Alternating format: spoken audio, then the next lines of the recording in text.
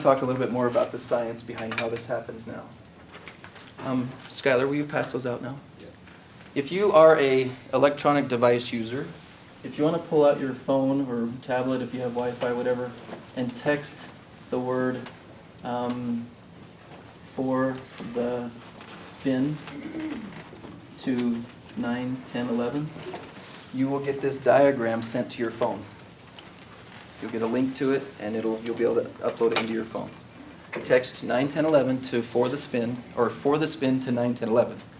So the phone number is 9, 10, 11. Just put for the spin, and it'll send you a link, and then you upload that link, and then you will have this diagram. May I hold one for just a second? It looks like this. It's also in the book in black and white. If you have the Like Dragons Do They Fight book. I am not a professional artist, so what I put on the board is not going to be as pretty as that. Skylar is passing out hard copies of the same thing, so you'll be able to hold it in your hand.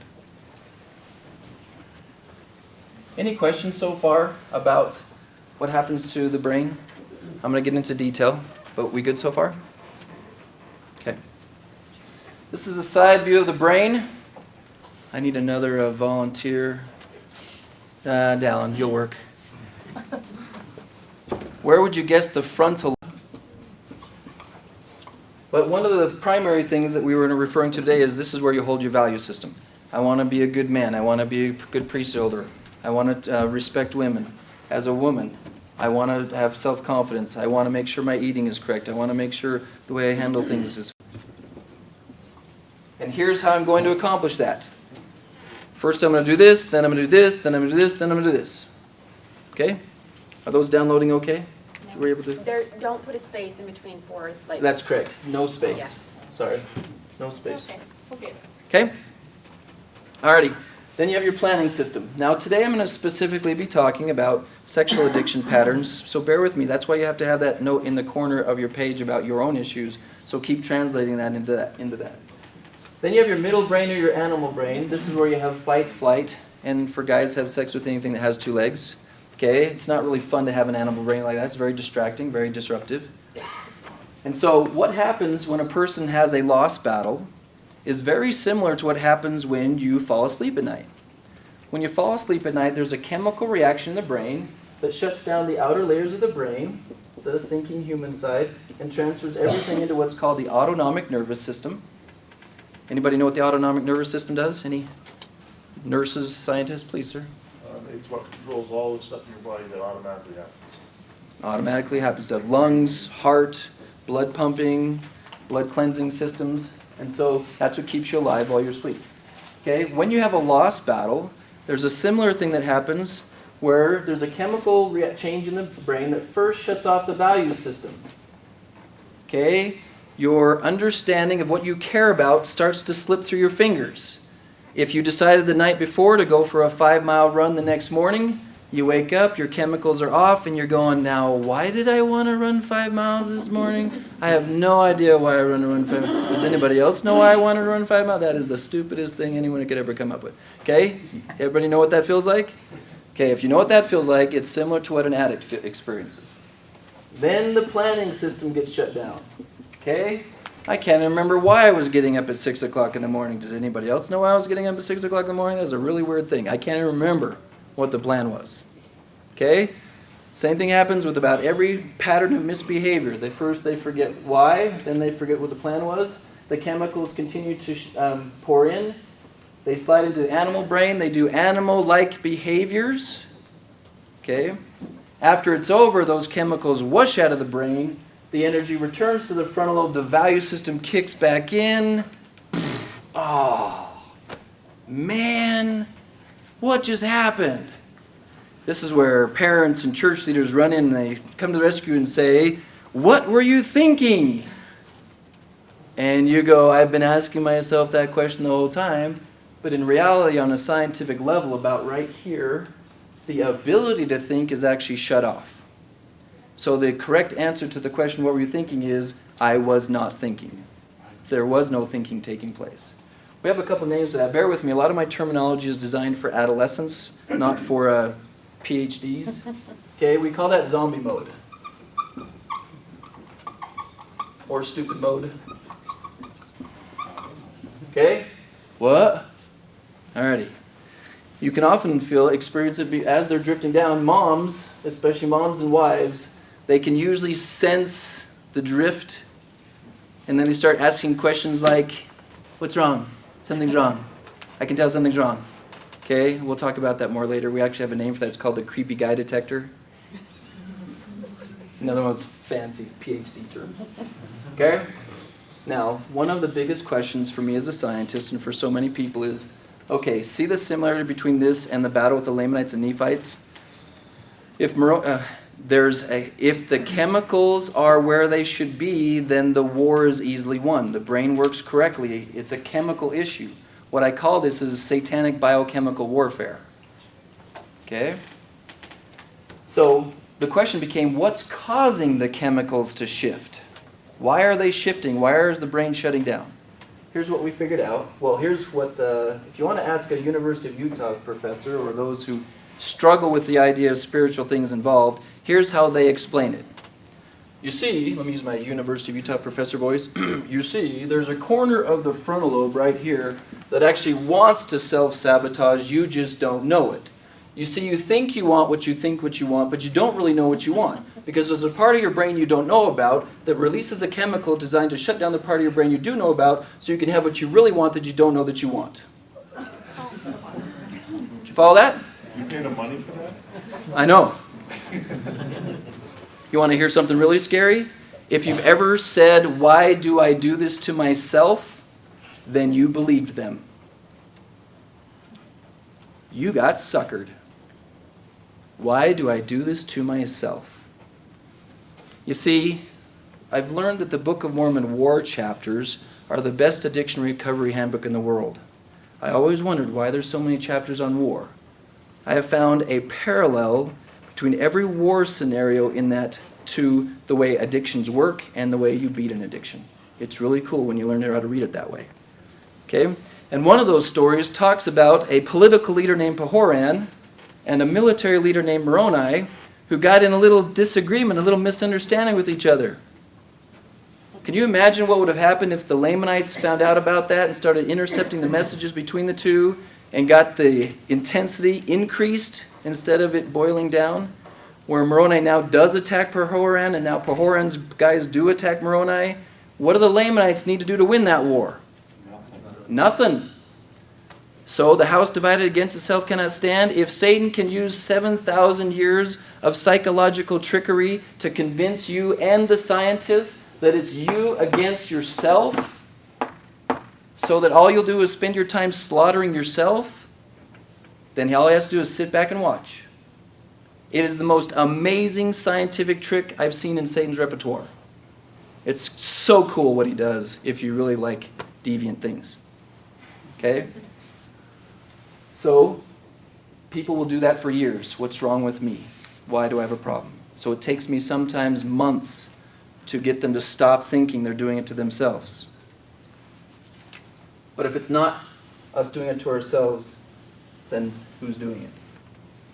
You see, one of the arguments that people have brought to me is, but Maurice, that's not possible because Satan can only affect thoughts. He cannot affect brain chemistry. I get a little jealously upset because it took me about 2 years to figure out this concept that I can teach to you in 2 minutes. So I'm all, oh, why didn't someone just teach me this in 2 minutes? Okay? I put a picture of Satan here so everyone can be intimidated. Okay? Scared? Okay. It starts with, the only good news that I discovered while getting to know Satan in this whole process was that Satan does have some restrictions. He has to follow the laws of psychology, the laws of physics. He can't just ignore those. But he'll study them to the point where he uses them against you. The first concept he'll use to mess with the human mind was discovered by the Coca-Cola company about 40 years ago. They went into movie theaters and they cut a single square of the movie strip and put a Coca-Cola ad in its place. As the movie would scroll by about 24 squares per second, the single ad would flash so fast people wouldn't even notice it. But it increased the number of people who purchased Cokes. Okay? Especially those who had a history of drinking. So, what this taught us is that the human brain can take in information way faster than we think it can. It didn't take long to start studying sports psychology to see how fast does a batter take in information when he's deciding whether or not to swing a bat. Okay? There's a lot of information the brain can take in really fast, and we don't even notice how many calculations we're doing. So it's not a surprise that so what Satan will do is he'll throw information into the brain so fast you can't see it. All right? We call those flashes. This is different than a temptation. I'll explain a little bit more about that later. So these are just thoughts. Thoughts, ideas, images. The second concept Satan uses to mess with the human mind can be observed. Anyone ever have that really neat experience of cruising down the freeway or the highway, relaxed, enjoying their drive, looking in the rearview mirror, and about that far behind your back bumper there's a cop with his lights on? Isn't that fun? Okay? Any nerds in the room know the psychology or the science behind what happens to your body in that moment? Who said it? Adrenaline. Adrenaline? Okay? It's an adrenaline release into your body. Okay, and we just love that experience, right? Even if the cop pulls around you, that was neat. Okay, that's not what we feel. Adrenaline's a chemical, right? Now, interesting thing about that scenario. If there is a person in the car with you from Africa who's never seen a car, road, or a cop in their whole life, are they going to have the same reaction you have? Why not? I have no idea the relationship. No idea what it means, right? So that tells us it's not actually the cop that caused the adrenaline or chemical reaction. It's the meaning of the cop, the idea of the cop, or the thought of the cop. What this boils down to is certain thoughts can cause chemical reactions in the brain. Do we really think that after 7,000 years, Satan didn't figure that out? Hey, look how cool this is. If I throw this certain idea into someone's head, it'll cause a chemical reaction in their brain. How fun is that? Now, this is more true. Another element of this whole thing I've learned, when Satan attacks a man, it's more than often than not with the technique of temptation. With women, he's more prone to push towards torment. Okay? It's really hard to tempt women to do something wrong. For some reason, they're just not into sinning. Okay? But tormenting them, and have you ever had that really neat experience, ladies, when all of a sudden you feel a biochemical shift for no reason whatsoever, and your body goes tweaks on you, and you check, it's not that time of the month, and whatever, and something's just weird and off, and then your husband says, "What's wrong with you?" Okay? Anyway, you're going to learn a little bit more about the possibility of Satan playing with people's chemicals just to entertain himself. What kind of guy would do that? Okay? So, imagine in your brain a bunch of little buckets the size of sacrament cups. And please don't be one of those scientists, there's not really buckets in the brain. I know that. Okay? But imagine all the chemicals in your brain are like a row of buckets in the brain.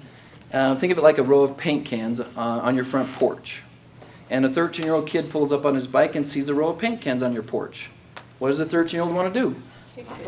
Knock him over. Kick him. Why? He was told not to. Because they're there. Or he was told not to. Okay? That tells you a little bit more about Satan's personality. He's a little bit like a 13-year-old boy sometimes. Hey, buckets, kick them. Really? All right? Now, the 13-year-old doesn't want to get caught, so he remembers he's got a bow and arrow sitting in his backpack like all 13-year-olds do. Okay? And he starts shooting arrows at these buckets so fast you can't see them. You ever heard of the fiery darts of Satan? So fast you can't see them, and maybe he's not that great of a shot, so 9 out of 10 times he misses, but 1 out of 10 times he hits the side of the bucket, spills a single drop of chemical into your brain, and you turn to the person next to you and say, "Whoa, I just had a slight brain chemistry change. How about you?" Yes? Everyone do that? How come we don't do that? Don't notice it. Don't notice it? What, is it subtle? Very. You ever heard the phrase, the serpent was the most subtle of all the beasts of the field? Cool concept, huh? Alrighty. 1 drop of chemical in the brain is not enough to cause people to do crazy, stupid stuff. He needs to get more in there. So the fourth concept, or the third one, in order to demonstrate this, now several of you have seen this demonstration before, so please don't ruin it for those who haven't. Okay? What I'm about to show you is the fastest IQ test on the planet. Okay? I want you to tell me what this is as fast as you can. Gentlemen, I'll warn you, the female brain is designed to figure out faster than the male brain is. Okay? but the female brain is also designed to play nice and let boys win. Okay, so gentlemen, do you want to compete or do you want the girls to play nice? Anyone want to say? Dallin? Compete. If you've never seen this before, you're welcome to participate. What is it?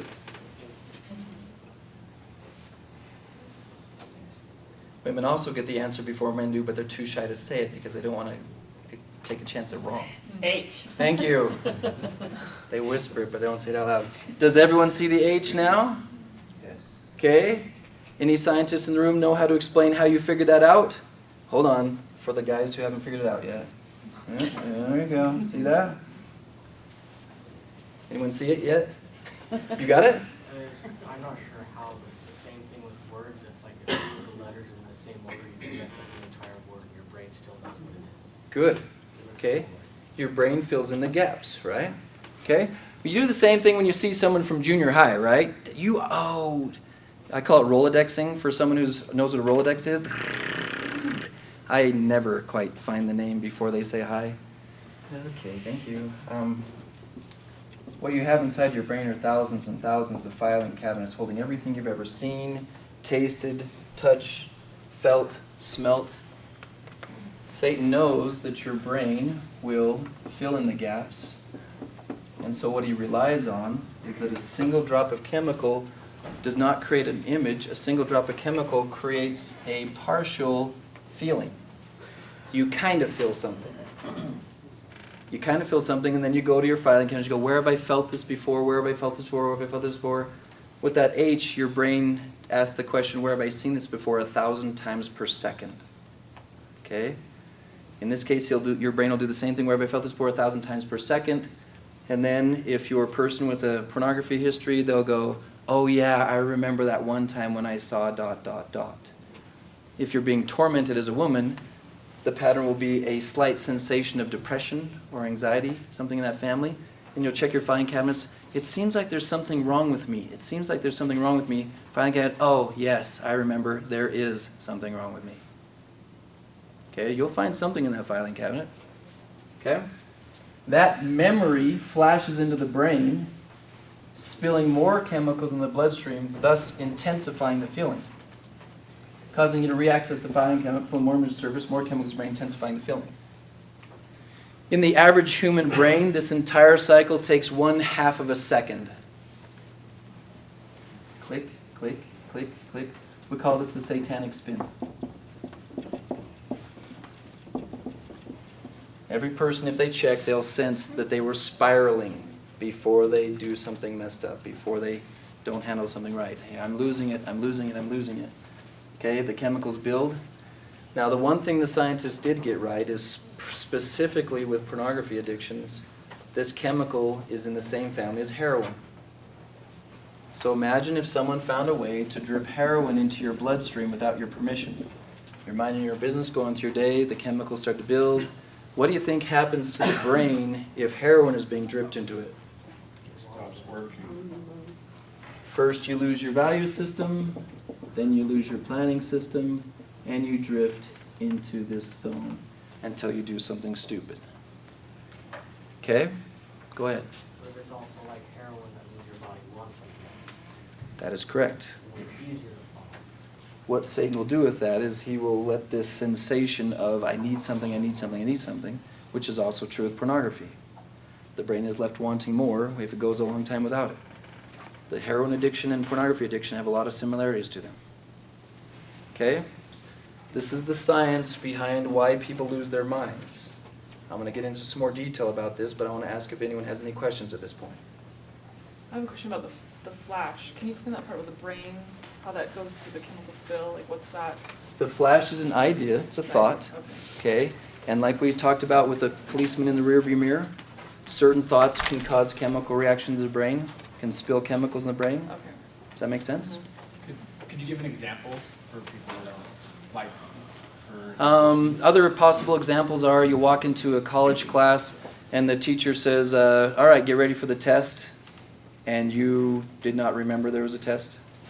A personal example, one that just popped into my head, is my wife and I have dealt with infertility our whole marriage, and she was pregnant about 4 or 5 years ago, and we went in for the ultrasound that was going to show us the heartbeat for the first time.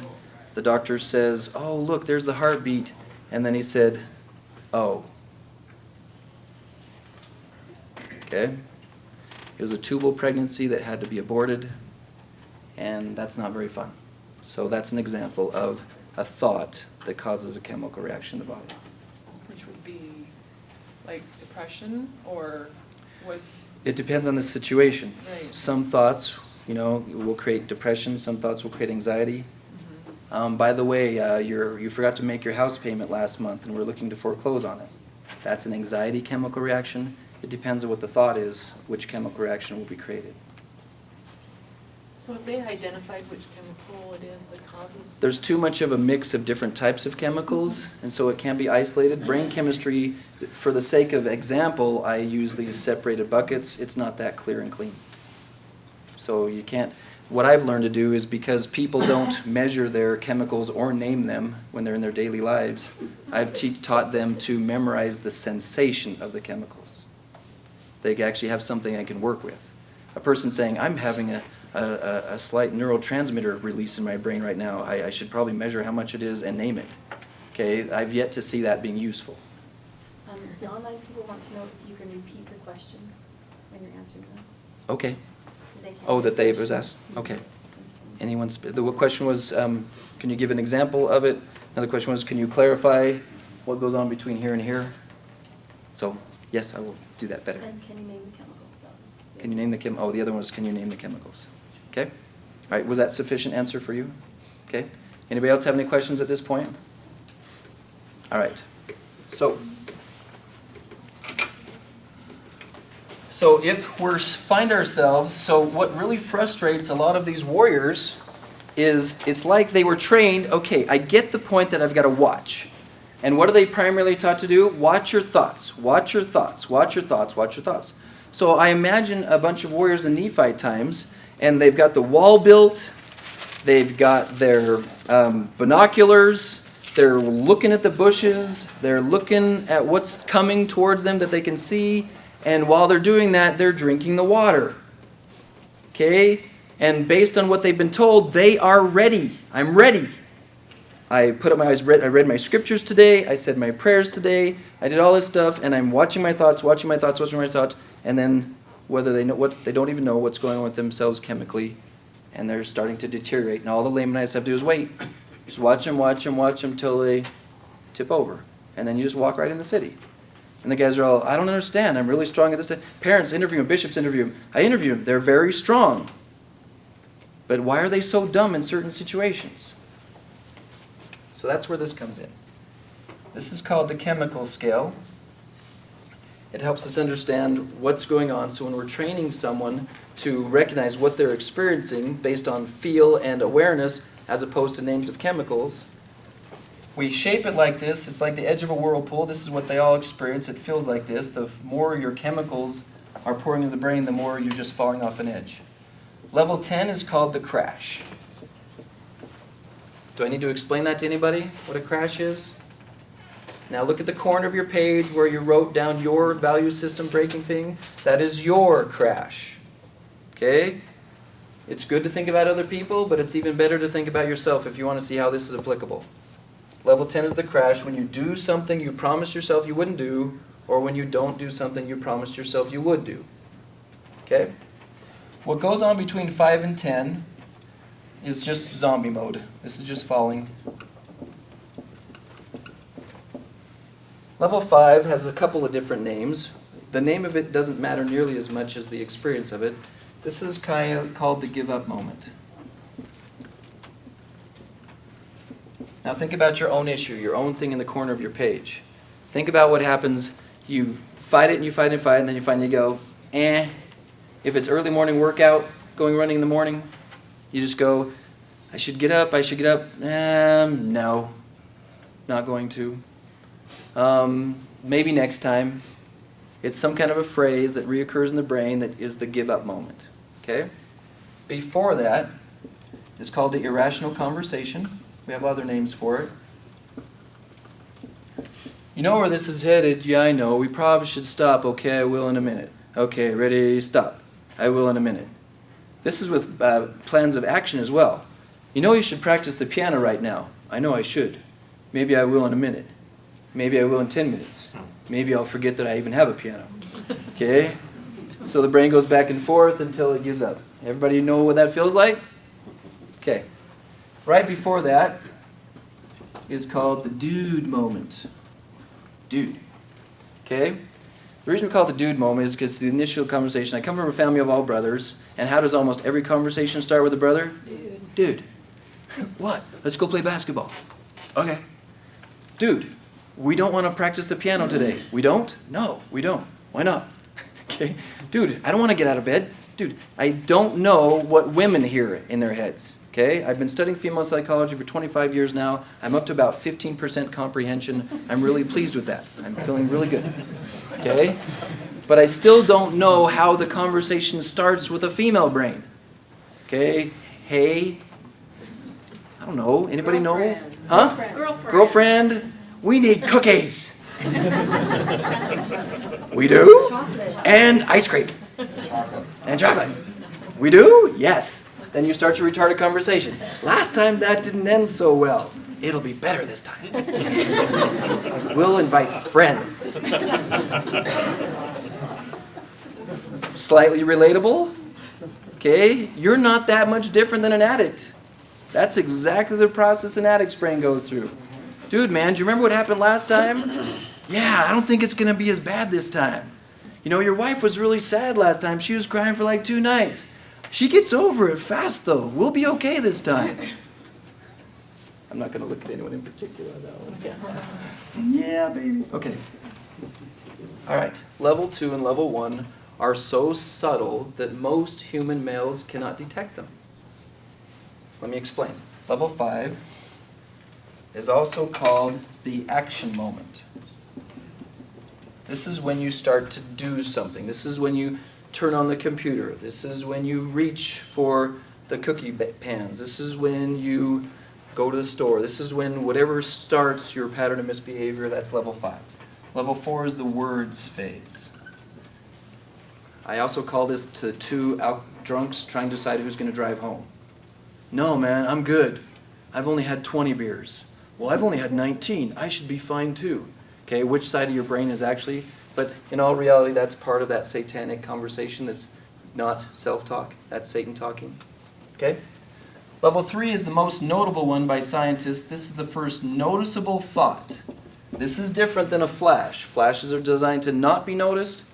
Level 3s are noticed. This is when the enemy finally pops their head out of the bushes because at some point they do have to attack you directly. They do have to suggest things. This is also called the trigger moment or the temptation moment. Okay? That's when the idea starts. But one of the things that I was the most confused with for myself when I was studying all the trigger concepts and temptation concepts is, according to them, the key to success is to avoid triggers. Well, that assumption is once you're triggered, it's a straight line down. You can't win once you're triggered. But that's not true for me.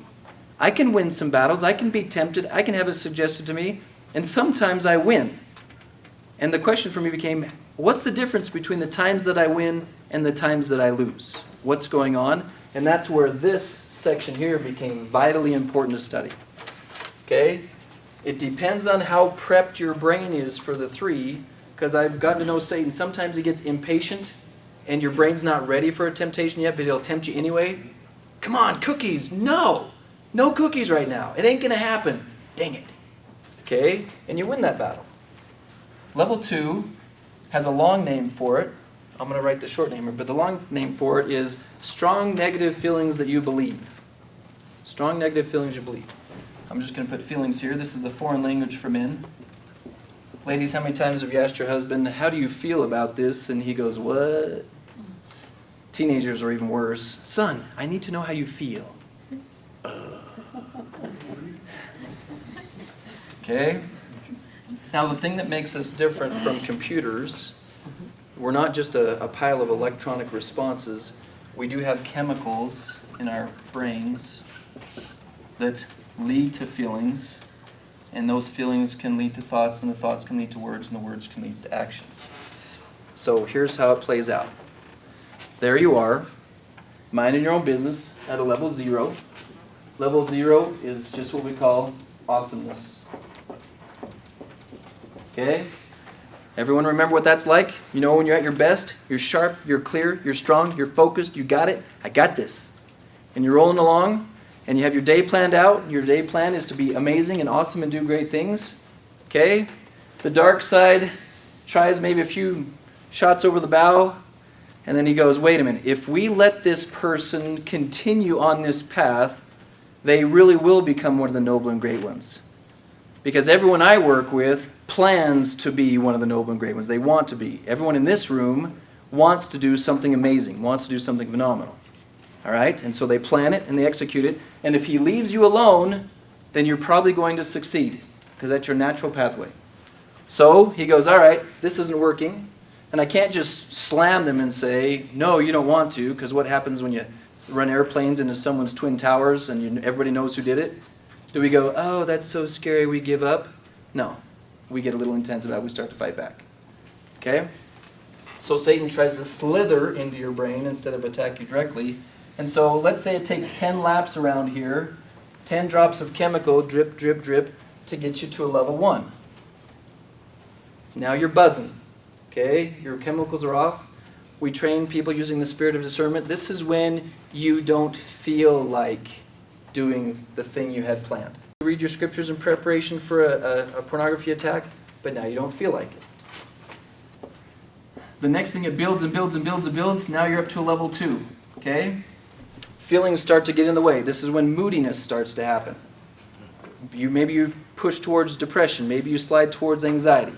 Okay? The fastest way to know what I train men, if you're a teenager, you know you're at a level 2 or beyond if your mother's voice irritates you. Okay? Billy! Oh.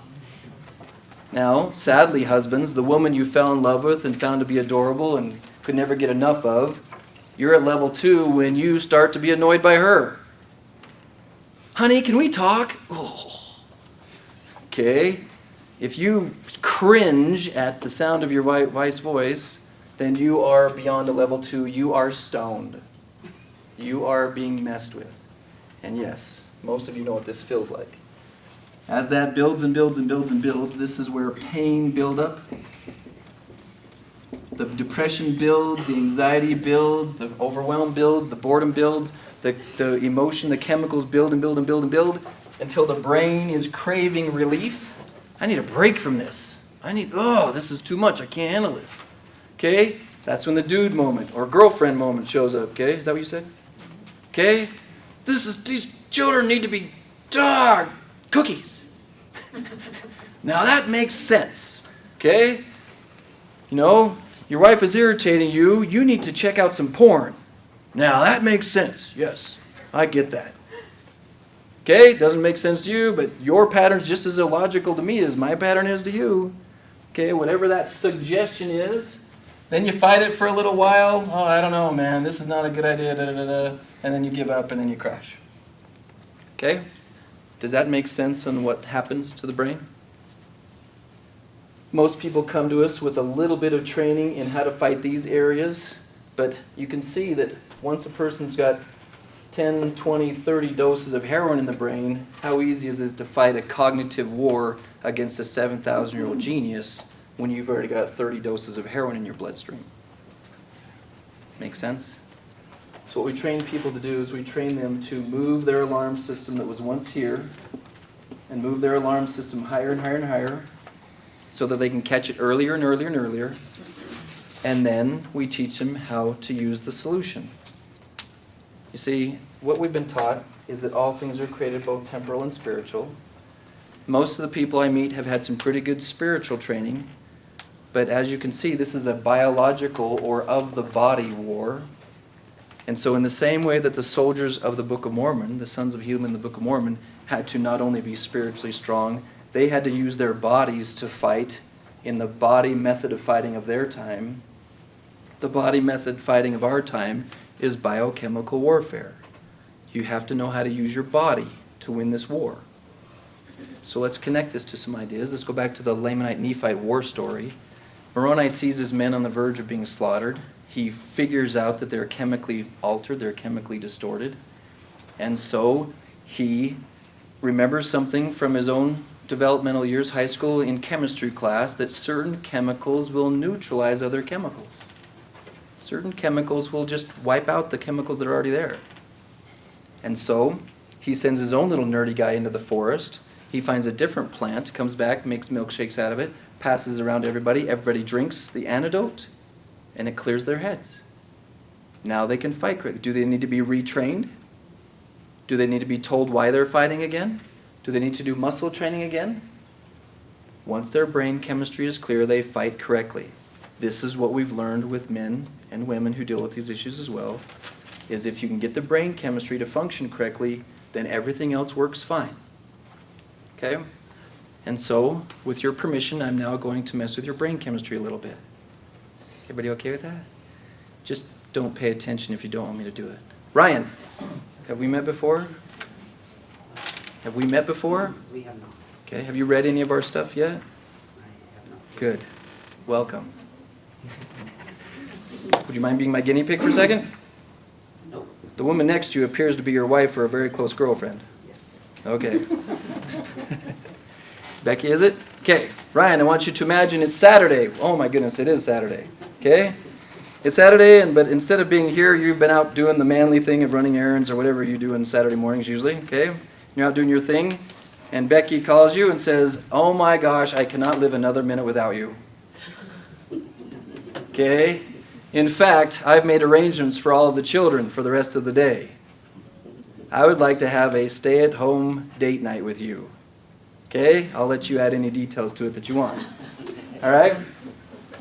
So you decide to grab a few things on the way home, some takeout food, movie, something like that, something to make things nice. And you try not to squeal your tires as you pull up to the house, right? And you try not to prance like a ballerina to the front door. Yes? You with me so far? Okay. As you get to the front door, you notice the door is already 6 inches open. That's a little weird, right? Yeah. As you go to push the door open, you hear your wife screaming. As you walk into the house, you see a guy in a ski mask throwing your wife to the ground. What action do you take? I go after that. He knocks you to the ground and calls you a wussy mama's boy and invites you to watch. What action do you take? I get back up. What if you have to make him bleed? I What if you have to kill him? kill him. Is God okay with that? Yes. Good. How's your necks? How's your shoulders? Anybody feeling anything? Okay? With women, you have to be very careful with female brain chemistry. If you're at the park and you turn your head for a second and you look back over and someone's got your baby tucked under their arm running towards a car, any questions on how to handle that situation? Okay, that's enough. Okay. Anybody feel anything? Okay, you just experienced a release of a set of chemicals that I cannot name. Okay? And in men it's called warrior chemistry. What if he's bigger than you? Doesn't matter. Did you feel that? Little surge. Can you handle it? You'll take care of business? Okay. Yes? Maurice, can you say out loud what he's saying so that people Okay. can hear it online? I will try to duplicate him. What he's Bring him up front. bring him up front? That's a good idea. Okay. Basically, I'm hoping that everyone who's listening and participating is noticing that there's a shift in your energy, that your chest is throbbing, that your neck has got some tingling going to it, armpits might be a little warm, okay, and you are intense. What you just experienced is the antidote. It's called warrior chemistry in men, and it's called mother bear chemistry in women. Okay, so here's how it works. Once that chemical is released in the brain, not only does it make your body 5 to 10 times stronger than normal, it also makes your brain 5 to 10 times stronger than normal, and it will wash out this entire thing. I've taken some men before and had them walking through, if they're on their way home from work or something like that, and I walk them through a slight little daydream of, I'm going to check out some good quality pornography when I get home. Okay, get them a little drifting down this a little bit. Do not do this at home. This should only be done by a trained clinician so that they can recognize the difference like this. And then I'll shift into that story. Okay? And I'll say, now that you've beat the guy up, what is the likelihood that you'll look at porn now? And he's all, it's gone. It's not even, it's nowhere. It's evaporated. You see, we are blessed. When I talk to God about this and says, where's the antidote? Where am I going to find the antidote? He says, remember that row of buckets in your brain? One of those holds chemicals that are designed to overpower this whole thing. The antidote is already in your head.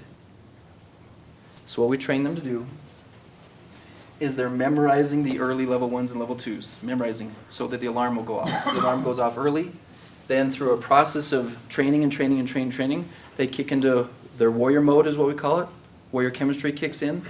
And then the brain shifts and they start fighting again. So let's do the cookie analogy for the women. Okay? Because one of the things that I've learned about the female brain, it also has some compartments to it. Imagine that you are I have a daughter who's a 12-year-old. She's been a dancer for quite some time now, and as her confidence builds, it's nice, but when she only had about 3 years behind her, she would try really hard on the dance floor. So imagine at one of those dance competitions, they're always in gymnasiums, often gymnasiums with bleachers and stuff, and she likes a little time to herself after a dance to kind of decompress. So I imagine her sitting about 2 or 3 rows down and 2 or 3 seats over in a kind of an open place, and I'm sitting there just kind of watching her, making sure she's okay. So imagine this is your daughter, and then some stranger comes over and sits like up one and to the right from her, and leans over on his knees, elbows on his knees, and says, you know, I can tell you tried really hard there, but you kind of embarrassed yourself. Anyone have any feelings? Okay? So what you do is you go, excuse me, please be polite to my daughter. Okay, do you handle it nicely if they continue? No. Okay. You see, when Satan attacks a woman's brain, he always goes for the girl inside of her, the young part of you. He just ducks around the mother side of you because he knows darn well if he says hello to the mother in your brain, what's going to happen? Okay? So what I train women to do is pay more attention to when he's talking to the soft side of your brain, and then let the mother part of you unleash on him. Okay? Now, the mistake that's often made by scientists when they're trying to train people to overcome this stuff is they teach a technique that I call purse fighting. Okay? You've affected my thoughts. That's so uncomfortable. Please stop it. Okay? Swinging their purse at it. Okay? Please stop saying mean things to me. Please. Okay? Or he gets you talking to yourself. You're gonna be a loser anyway. Yeah, but maybe I won't. No, you always have been. Well, I don't know. Okay? And so this conversation goes back and forth, and you don't even notice that there's a guy in a trench coat right there messing with you, the child inside of you, the child inside of... And so, really, imagine if Moroni's strategy with Lamanites was pleasant dialogue. So, hi Lamanites, what are you here for? We came to kill your women and children. Oh, that's unpleasant for us. Would you... Please don't. Okay? You see, if you don't feel like someone's trying to kill you and the women and children near you, you're not fighting hard enough yet. If you try to fight this intellectually, if you try to fight this pleasantly, if you do not go into, as Karen described it, this warrior mode, not for the purpose of blind aggression. There's no skill in closing your eyes, screaming, and running with a sword into an enemy. That'll just get you killed. You must be trained with ferocity and precision in order to defeat a 7,000-year-old entity that has dedicated his existence to destroying you and your family.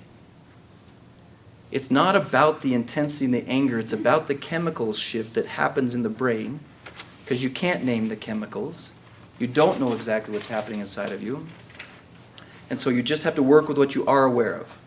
I need to fight. I need to fight with ferocity. So when I sense the presence of it, I can get it out of my system. Any questions about what I've shared so far?